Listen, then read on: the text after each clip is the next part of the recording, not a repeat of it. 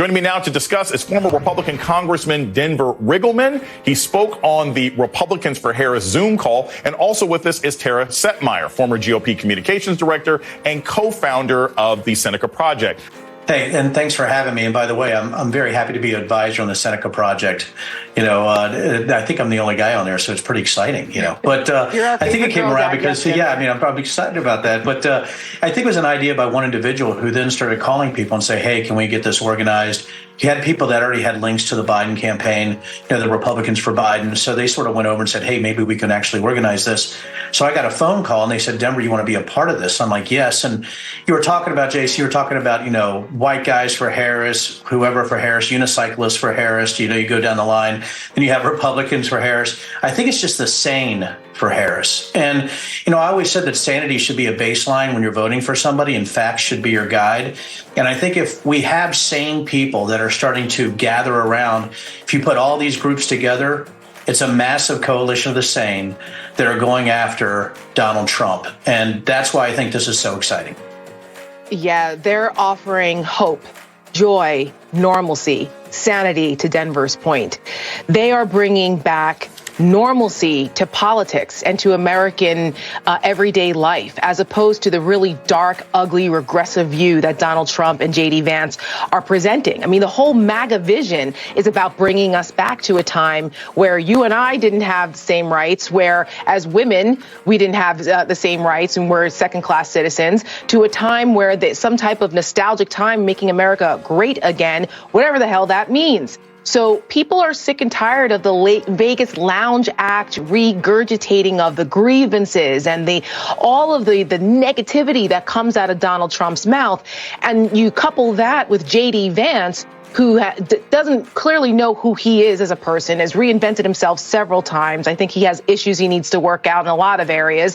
And he clearly has a disdain for women. So you now have a mega MAGA misogynist ticket, the most anti-woman ticket we've ever seen. And the Americans are looking at this going, we do not want this anymore. We've lived through that nightmare before. We are not going to live through that again. And for us at the SENECA Project, we're bipartisan.